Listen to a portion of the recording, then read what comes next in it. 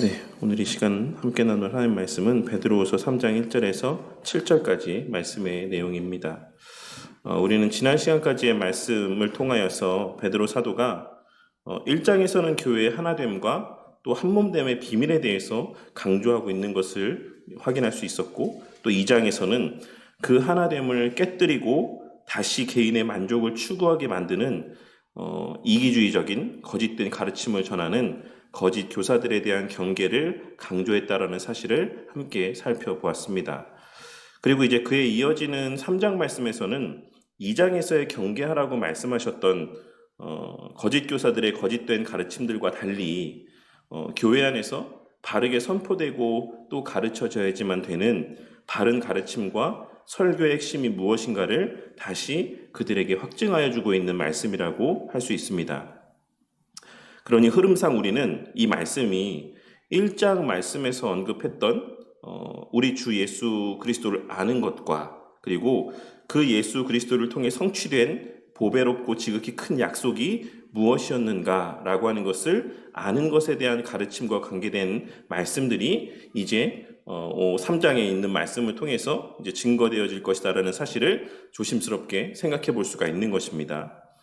그 가운데 오늘은 베드로후서 3장 1절에서 7절까지의 말씀을 통해 교회에서 선포케 하시는 설교의 본질, 그리고 가르침의 핵심은 무엇이 되어야 하는지와 그러한 설교와 가르침이 증거되고 선포되는 교회라는 공동체의 종말론적인 정체성에 대해서 함께 또 생각해보는 시간을 갖기를 원합니다.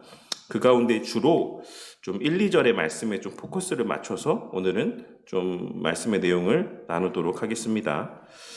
오늘 말씀 1절에 기록된 이 둘째 편지라고 하는 말은 이 베드로 후서를 말하고 있는 것이다 라고 보는 것이 가장 보편적이고 일반적인 견해입니다. 물론 이제 이에 대한 여러 가지 다른 견해들도 있어요. 이것이 요 앞전에 사라진 잃어버린 편지를 의미하는 것일 수도 있다라고 주장하는 견해들도 있고, 그 외에 1장에서 언급했던 것을 이제 다시 이야기하고 있는 이런 뉘앙스의 말씀이다라고 이해하고 또 이렇게 설명하는 분들도 있는데, 가장 보편적인 해석은 이제 베드로 전서에 이어서 이제 후서를 기록한 이 두 번째 편지를 이제 지칭하는 표현으로 이해하는 것이 가장 보편적인 견해입니다. 그리고 이어지는 말씀에서 이 두 편지도 당연히 이제 그런 맥락에서 베드로 전서와 베드로 후서를 의미한다라고 보는 것이 일반적인 견해인 것입니다. 그런데 베드로 사도는 이 두 편지를 쓴 목적이 이후에 이 편지의 내용을 다시 이제 생각나게 하기 위함이다라고 말씀하고 있는데, 우리는 이 표현을 1장에서도 확인할 수 있습니다. 1장에서도 베드로 사도는 이제 내가 이 말을 하는 거는 내가 떠나간 이후에 너희들이 이 말을 다시금 생각하게 하기 위해서 내가 지금 이 말을 하고 있는 거야 라고 언급하고 있는 것을 확인할 수가 있는 것입니다. 그리고 우리는 이러한 사실을 통해 우리가 얼마나 성경의 가르침을 잊고 살아가기 쉬운 존재인지를 다시 한번 깨달을 수 있고, 또한 교회는 이 사실을 일깨워주고 상기시켜주는데 얼마나 많은 노력을 기울여야 되는 것인지를 깨달을 수가 있습니다. 그리고 그런 맥락에서 우리는 늘 새로운 무엇인가를 배우기 위해 열심을 내는 것도 너무 중요하지만, 신학적인 면에서 성경 주의적인 측면에서 이전에 깨닫지 못했던 어떤 새로운 깨달음, 새로운 발견, 어떤 새로운 알을 추구하는 것도 너무나도 중요하지만, 그에 못지않게 이미 우리가 잘 알고 있다라고 생각하는 신앙에 있어서의 기본적인 가르침들을 자꾸 되새기는 것이 또한 우리의 삶에 있어서 얼마나 중요한 것인지를 깨달을 수 있어야지만 될 것이고, 또한 동시에 교회와 목사도 성도들이 잘 알고 있을 것이다라는 생각에 기본적인 가르침들을 반복적으로 가르치고 되새겨주는 것에 있어 소홀해서는 안 된다라는 사실을 깨달을 수 있어야지만 될 것이다라고 생각을 합니다. 왜냐하면 우리가 거의 모든 종목의 스포츠에 대해서 이야기할 때 모든 종목에서 여타 여느 것을 따지지 않고 거의 모든 스포츠에서 강조하는 것이 늘 기본기를 강조한다라는 것을 우리 성도님들도 잘 아실 거라고 생각합니다. 우리 삶에서의 가장 중요한 것은 기본을 잘 알고 기초가 든든히 세워져 있어야지만 되는 것이다라고 하는 사실을 우리는 오늘 말씀을 통해서도 다시 한번 발견하고 깨달을 수 있어야지만 되는 것입니다. 그리고 그런 맥락에서 베드로 사도는 자신이 지금 전하는 이 가르침이 이제껏 그 누구도 전혀 들어보지 못했던 어떤 새로운 가르침을 말하고 있는 것이 아닌 2절에 기록된 말씀에서 같이 거룩한 선지자들이 그동안 계속해서 예언한 말씀과 주 되신 구주께서 사도들로 말미암아 이미 말씀하셨던 내용이라는 사실을 말씀하고 있음을 확인할 수가 있는 것입니다. 그렇다면 여기서 베드로 사도가 말씀하고 있는 선지자들이 예언한 바와 사도들이 가르친 바의 내용은 궁극적으로 무엇을 말씀하고 있는 것이겠습니까? 그것이 바로 앞서 말씀드렸던 것처럼 메시아이신 우리 주 예수 그리스도에 대한 예언의 의미와 그 예수님을 통해 성취된 약속, 즉 하나님 나라에 대한 가르침이라고 할 수가 있는 것입니다. 베드로 사도는 당시 교회 안에서 하나님의 말씀이라고 이야기하며 설교를 하고 가르침을 전하고 있으면서도 실제로는 모든 설교의 중심에 자리하고 있어야지만 되는 우리 주 예수 그리스도에 대한 지식과는 전혀 상관이 없는 말씀들을 전하고 그 예수님을 통해 성취된 하나님의 약속과는 아무 상관이 없는 가르침들을 전하고 있는 거짓 교사들에 대해서 신랄하게 비판한 이후에 이 3장의 말씀을 통하여서 교회에서 목사와 말씀 사역자들이 선포해야지만 되고 또 가르쳐야지만 되는 그 핵심이 무엇인지를 말씀하고 있는 것입니다. 그 가운데 베드로 사도는 오늘 말씀에서 예수님의 재림의 확실성에 대해서 말씀하고 있음을 우리는 뒤에 이어지는 말씀의 내용을 통해 그리고 우리가 함께 봉독했던 바를 통해 확인할 수가 있는 것입니다. 이들이 이렇게 하나님의 약속을 조롱하는 것은 4절에 기록된 말씀에서와 같이 이제 예수님께서 죽으시고 부활하셔서 승천하신 지가 어느덧 이제 40년 정도의 시간이 이제 지나가고 있는데 적게는 한 세대, 많게는 한 두세 대 정도의 어떤 세대가 흘러가고 있는데 예수님께서는 분명 가시면서 내가 속히 다시 오겠다라고 말씀하고 가셨음에도 불구하고 그 예수님은 도대체가 도무지 오실 기미가 보이지 않고 사람들은 계속 죽어가고 사도들도 죽어가고 그 죽어있는 상태 가운데서 아무런 변화도 나타나지 않고 계속해서 이러한 현실의 변화가 없는 모습들을 바라보면서 이제 사람들 마음 가운데는 슬슬 예수님께서 정말 다시 오시는 것은 맞는가? 예수님께서 정말 재림하시는 것이 맞을까? 라고 하는 것에 대한 의심이 생겨나기 시작했고 거짓 교사들은 바로 사람들의 그러한 마음의 틈을 파고들어 모든 설교와 모든 가르침의 핵심을 종말론적인 메시지에서 지극히 현세지향적인 말씀으로 바꾸고 이타적인 말씀의 본질에서 떠나 지극히 이기적인 말씀으로 왜곡하여 가르침을 전하였다라고 할 수가 있는 것입니다. 내가 재림 기다리다가는 이것도 저것도 아무것도 안 되겠다. 일단 당장 나부터 살고 봐야 되겠다. 라고 하는 마음들을 품기 시작했던 사람들의 그 마음의 틈을 이 거짓 교사들은 파고들어서 그래, 너부터 잘 사는 것이 중요하다. 이 땅에서의 지금 주어진 삶에 집중하는 것이 더 중요하다라고 하는 이러한 지극히 현세주의적인 말씀들을 그들 가운데 선포하고 그러한 가르침을 전하였다라고 할 수 있는 것입니다. 베드로 사도는 그들이 자기의 정욕을 따라 행하며 예수님의 약속을 신뢰함 가운데 소망을 갖고 바른 신앙의 삶을 살기 위해 애쓰는 자들을 조롱한다라고 말씀하고 있습니다. 여기서 조롱하다라고 번역된 표현은 비웃는다라는 의미를 포함하고 있는 표현으로 이 표현이 신약 성경에서는 그렇게 많이 사용되고 있지는 않지만 사용될 때에는 주로 적대적이고 경멸적인 태도를 묘사할 때 사용이 되는 표현입니다. 그러니 현세의 가치를 최우선으로 하지 않고 내세를 바라보며 살아가는 자들의 모습이 예수님의 재림의 약속을 신뢰하지 않는 자들에게는 미련하게 보이고 심지어는 악한 모습으로까지 보여진다는 것이고 또한 다른 면으로 생각해 보자면 우리의 종말론적이지 않은 삶의 모습은 궁극적으로는 예수님의 재림의 약속을 조롱하고 비웃으며 살아가는 모습이자 더 나아가 하나님의 약속을 적대적으로 여기고 경멸하며 사는 것과 같을 수 있다는 사실을 우리는 오늘 말씀을 통해 발견하고 깨달을 수 있어야지만 되는 것입니다. 그렇다면 여기서 계속해서 제가 반복적으로 말씀하고 있는 종말론적인 삶을 산다는 것은 어떠한 삶을 의미한다라고 할 수 있겠습니까? 그것이 바로 예수님께서 이 땅에 왜 인간의 몸을 입고 오셨으며 오셔서 하신 일이 무엇인지를 바르게 아는 것과 관계가 있다라고 할 수 있습니다. 이는 사실 이번 주 주일에 나눌 말씀과도 관계가 있는 부분인데, 우리는 창세기에 기록된 말씀에서부터 계시록에 기록된 말씀의 내용까지를 통해 하나님께서 어떠한 일관성 가운데 하나님의 계획하신 바를 진행해 가시고 이루어 가시는지를 확인할 수 있어야지만 됩니다. 그리고 그 중심에 예수님께서 자리하고 계신다라는 사실을 발견할 수 있어야지만 되는 것입니다. 그냥 예수님의 십자가 대속의 사역만을 바라보는 것이 아니라 창세기부터 계시록까지에 이어지는 사건 속에서 그 중심에 예수님께서 자리하고 있다는 것, 이러한 거시적인 관점에서의 예수님의 성육신과 죽으심과 부활하심의 의미를 알아야지만 그 예수님의 죽으심과 부활을 통해 성취된 것이 무엇인지를 바르게 깨달을 수 있다는 것입니다. 우리는 여기서 말하고 있는 일관성에 대해서 이야기할 때 하나님의 약속, 언약 혹은 구속사라는 표현들을 사용을 하긴 합니다. 그리고 그 약속은 우리가 옛고모 공과 시간에서도 계속해서 살펴보고 있는 바와 같이 나는 너희의 하나님이 되고 너희는 나의 백성이 될 것이다라고 하는 약속입니다. 그리고 우리는 이 약속이 하나님 나라와 관계된 약속인 동시에 하나님과 우리의 결혼 약속에 대한 말씀이다라는 사실을 이미 예전에 말씀드렸던 내용을 통해 이미 알고 있으실 것이다라고 생각을 합니다. 왜냐하면 이 약속의 문구가 고대 근동의 결혼 서약의 문구의 양식과도 같기 때문에 그렇습니다.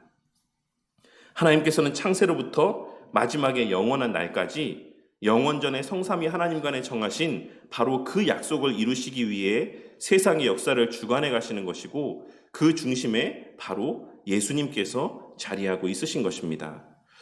그렇다면 그 중심에 자리하고 계시는 예수님을 통해 성취된 것은 무엇입니까?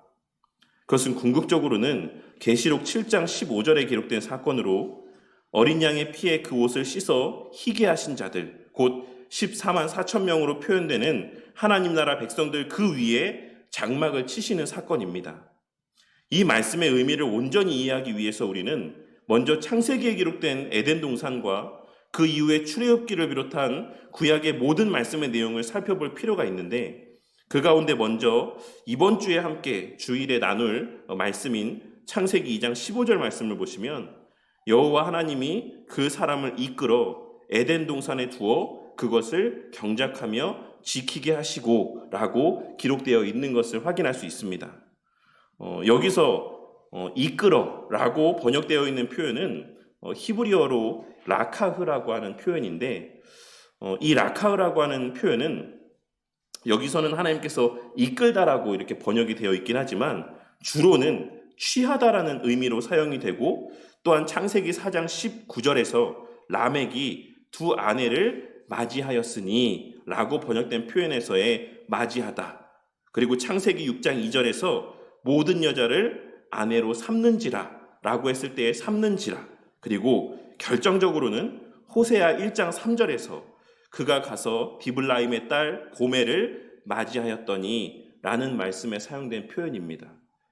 그러니까 여기서 내가 아내로 취했다, 내가 아내로 맞았다 라고 했을 때에 번역되어 있는 이 히브리어 표현이 창세기 2장 15절에서 하나님께서 그 사람을 이끌어 에덴 동산에 두었다 라고 번역되어 있는 이 표현에서와 동일한 표현이다라는 것입니다.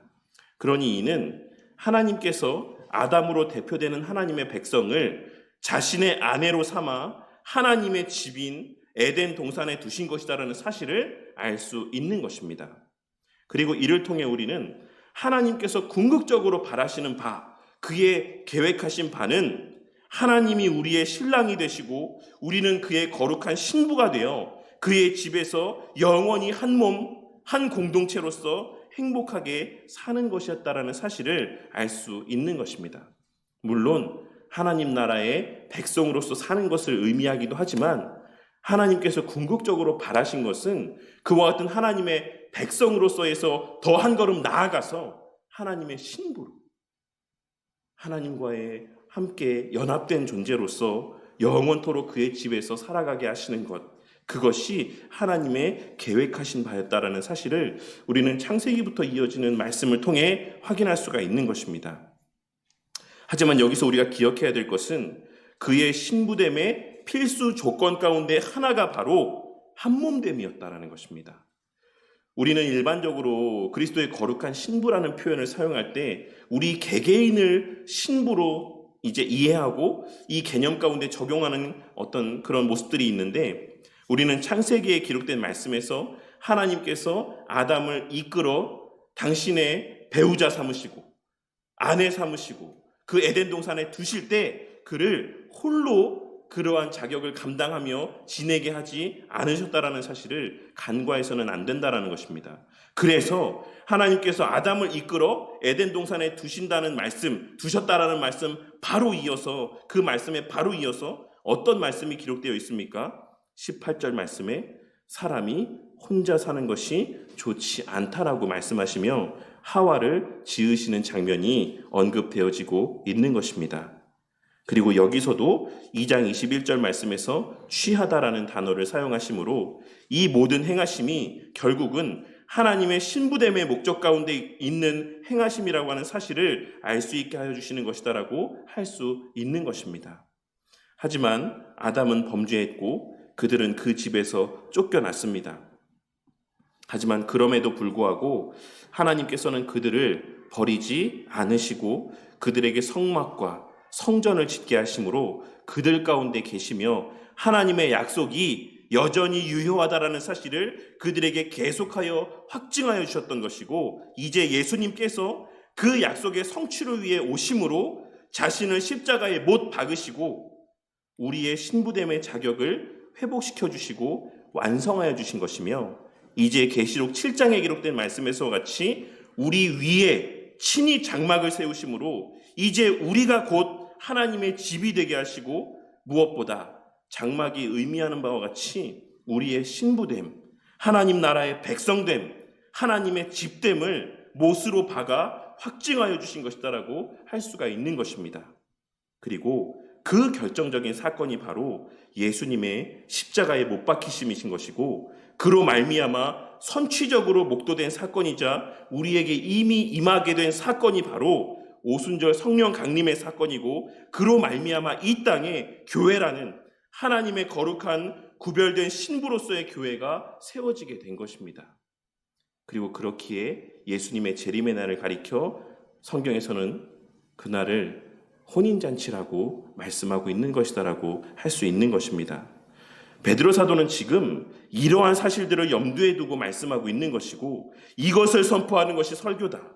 교회는 바로 이 하나님의 약속의 실체를 가르쳐야지만 된다라는 사실을 말씀하고 있는 것이며, 과거 우리의 역사 가운데 있었던 모든 일들이 다 이루어진 것처럼, 이미 우리가 교회라는 공동체 안에서 살아가고 있는 것처럼 예수님의 재림의 약속 또한 확실하다라는 사실을 그들에게 말씀하여 주고 있는 것입니다.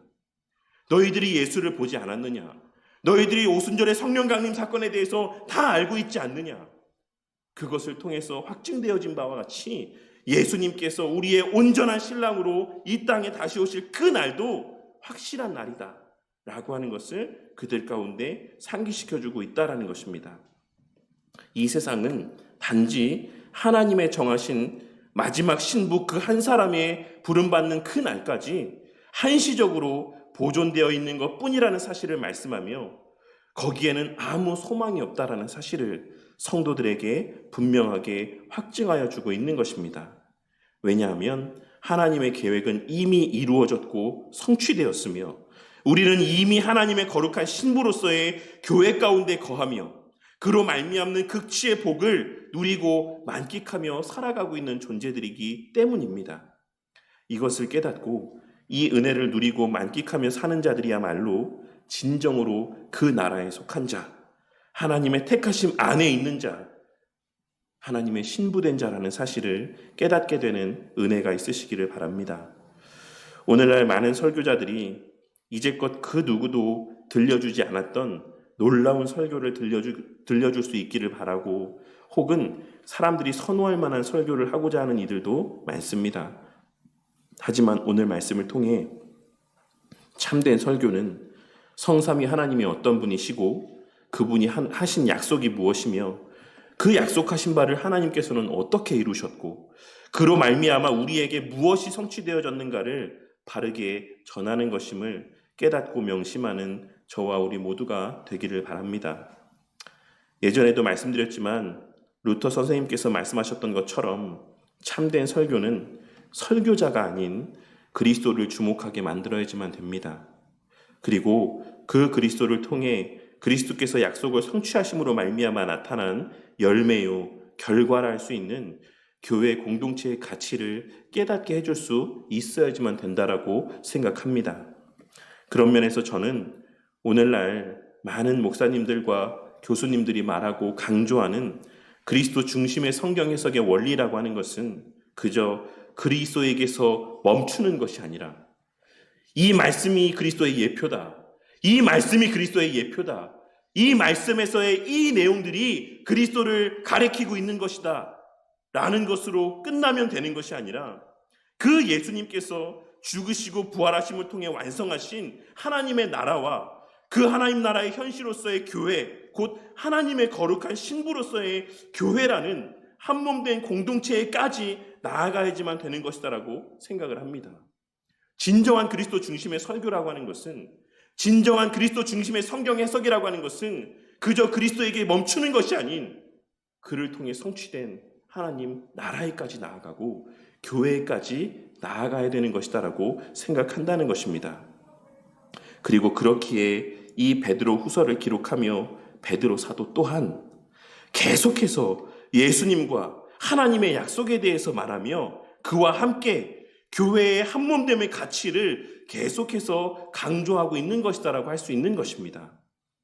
이 사실을 깨닫고 비록 우리 교회에서 선포되어지는 설교가 매번 똑같은 이야기인 것처럼 들려지고 그 이야기가 그 이야기인 것처럼 들려진다라고 할지라도 그로 말미암아 설교를 멀리하게 되는 것이 아닌 우리가 너무나도 쉽게 잊고 살아가게 되는 우리 신앙의 가장 중심 원리인 그리스도인의 하나된 공동체성의 본질을 늘 다시 깨닫게 되고 그것이 거듭남의 본질이자 그리스도의 거룩한 신부됨의 본질에 속한 특징이라는 사실을 다시 기억하게 되는 은혜로 이어지게 되기를 바랍니다.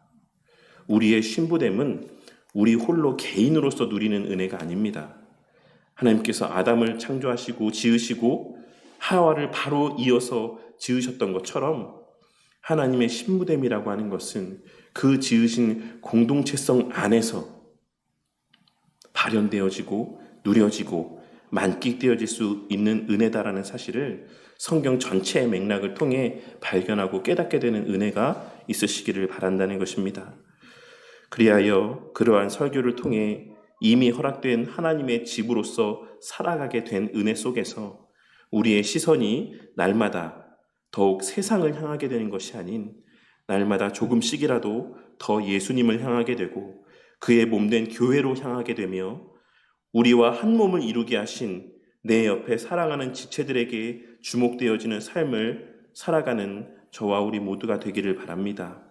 그리하여 그러한 아름다운 그리스도 안에서의 연합을 통해 하나님의 거룩한 신부로서의 아름다움과 영광을 마음껏 발현하며 하나님의 크신 역사 가운데 또한 귀하게 쓰임받는 우리 바른교회 공동체가 되기를 주님의 이름으로 간절히 축원합니다.